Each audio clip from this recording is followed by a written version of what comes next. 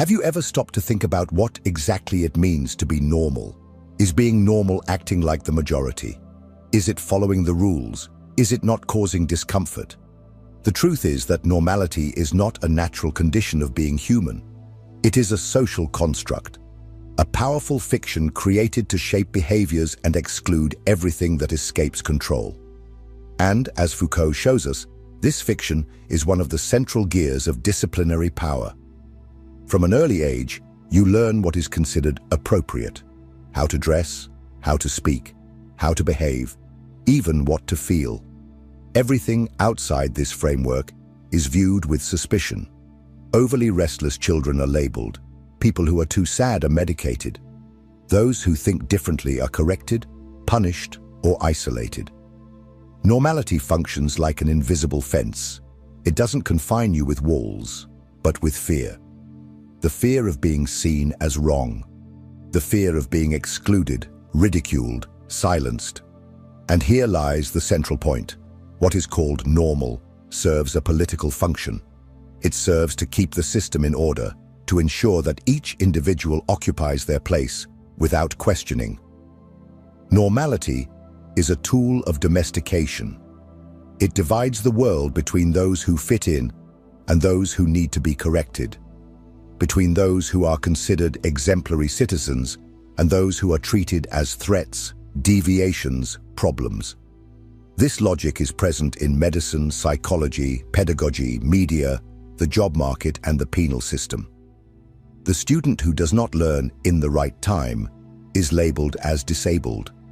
The worker who does not perform as expected is discarded as unproductive. The woman who refuses to be submissive is labeled hysterical. The young person who does not want to follow the script of adult life is seen as immature. The person who does not find pleasure in producing all the time is accused of being lazy. The different is always pathologized. Foucault shows that modern power does not impose itself only through coercion. It imposes itself through the production of truths. Truths that seem objective, scientific, unquestionable, but that are, in fact, ideological constructions. When a doctor says that your mind is sick because you do not adapt to the rhythm of society, he is not just making a diagnosis. He is applying a moral judgment disguised as science. He is teaching you that the problem lies within you, not in the system that demands the same performance, the same emotional stability, the same conformity from everyone. The fabrication of normality is the most efficient mechanism of domination because it transforms control into desire. You do not feel forced to obey. You want to obey. You strive to be accepted, to fit in, to be seen as someone adjusted. And if you fail, you feel guilt, shame, failure. The system does not need to confine you. You condemn yourself when you cannot be what is expected of you. But here is the breaking point. Normality is not a mirror of reality. It is a mask placed over it. And, like any mask, it can and must be torn off. But for that, you need to start asking the right questions. It is not enough to reject the norm. You need to understand where it comes from. Who benefits from your obedience? Who gains when you remain silent, adjust, sabotage yourself? This is what we will uncover next. How to break this vicious cycle. How to awaken critical consciousness and begin to deprogram the conditioning that traps you. Because true freedom only begins when you see what keeps you captive. If what you're hearing resonates with you, you'll find real value in my ebook, Beyond the Shadow. It breaks down Jung's core ideas and gives you tools to understand yourself more deeply. Link is in the pinned comment. If you have made it this far, it is because something inside you has already begun to awaken. Perhaps it is an old restlessness, a muffled voice that whispered that something is wrong with the way you live, work, and relate.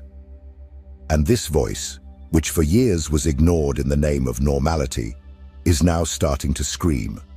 Because once you see the system, you can no longer unsee it. But seeing is just the first step. True transformation begins when you decide to break the cycle. Breaking this cycle is not an act of reckless rebellion. It is a deep, courageous, and above all, painful process. You are about to question everything you have always believed to be true. Your habits, your ambitions, your most intimate beliefs. You are about to discover that what you thought was your personality may actually be the result of sophisticated conditioning. That many of your desires were implanted. That many of your fears were learned. That your obedience is not a virtue. It is a reflection of a system that shaped you not to resist. Foucault warns us that modern power does not impose itself only from the outside. It infiltrates you. It permeates your thoughts, defines your desires, organizes your behaviors. Power is no longer located in an authoritative figure. It is decentralized, diluted in norms, discourses, institutions, gazes. And the most dangerous part, it masquerades as truth, common sense, the natural order of things. That is why resisting requires more than courage. It requires lucidity. It demands a continuous effort to unmask what has been naturalized. And where to start? With radical questioning. Ask yourself, with brutal honesty, why do I act this way? Why do I accept certain routines as inevitable? Why am I afraid to say no? Why do I pressure myself to be productive, pleasant, functional? Who benefits from my discipline? Who gains when I remain silent, adapt, repress myself? When you begin to interrogate your own behaviors with this depth, you also start to destabilize the control devices that surround you. You cease to be a passive subject of discipline and begin to become a conscious agent of your own story. This does not mean that you will abandon all norms, but that you will stop obeying them blindly. You will choose when to follow, and more importantly, you will choose when to disobey. Conscious disobedience is the first step toward real freedom. Not a romantic, utopian, abstract freedom, but a practical, concrete freedom that begins with the act of refusing to be just what is expected of you. When you allow yourself to think differently, act differently, feel differently, you threaten an entire system that depends on your predictability to exist. But beware, the system will not be dismantled overnight. It is resilient. It will try to pull you back. It will use guilt, fear, isolation. It will label your rebellion as madness, failure, immaturity. And that is why you need to strengthen your awareness. Create new references, seek allies, study, reflect, deconstruct yourself to reconstruct yourself. Foucault does not offer easy solutions. He does not provide a safe path. But he offers something more valuable. He gives you the keys to begin to see. And once you have these keys, it is up to you to decide whether you will remain locked inside what you were taught to be, or if you will start to open the doors to your own liberation. But what to do after awakening? What happens when you break with the model and begin to tread a new path? In the next and final part, we will talk about the price and power of freedom, and why, despite everything, it is worth fighting for it.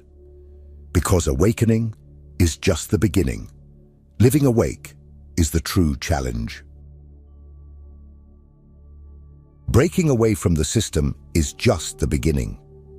The real challenge starts when you try to live outside of it. Because it's not enough to see the prison. You must relearn to walk without chains. It is at this point that many retreat. When the structure that once provided security, even if oppressive, begins to crumble, emptiness appears. And that emptiness is frightening. The silence of authority, the absence of orders, the end of certainties. But it is in this abyss that real freedom begins to emerge. Being free is not comfortable. It is not simple. It is not romantic. It is lonely, challenging, painful.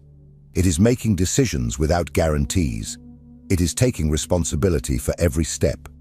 It is losing the applause of the obedient to gain the integrity of those who no longer bow. Foucault shows us that power is not only in the visible bars, but in the small automatic gestures, in the way we sit, how we speak, how we act in the presence of others. Power lives in the details, and that is exactly why liberation must also start with them. Freedom requires a constant state of attention, radical lucidity. You need to watch yourself, but now for a different reason. No longer to punish or conform, but to avoid falling back into the traps of conditioning.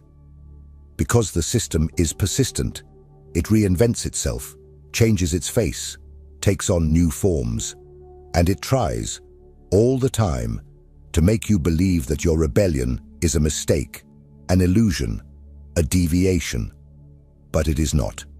It is an act of courage, of maturity, of consciousness. When you refuse to obey blindly, you threaten an entire structure that depends on your passivity to continue existing. Your lucidity is subversive. Your refusal is a sign of life. And no matter how difficult it seems, you are not alone.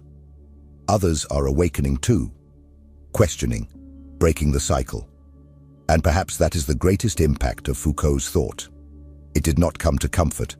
It came to disturb, to show that freedom is not a granted right, but a daily conquest, a constant choice, an internal and external battle. Now the choice is yours. You can return to the comfort zone, where everything is predictable, but nothing is yours. Or you can follow this uncomfortable and liberating path of becoming who you really are, without the masks that the system taught you to wear. If this video touched you, if it provoked any doubt, any outrage, any awakening, write in the comments, "I choose lucidity." This shows that you are aware and also inspires others who, like you, are trying to escape the invisible prison. And don't forget, this is just the beginning. The next video is important. Keep watching. Because understanding the system is a battle, but learning to live outside of it, that is revolution.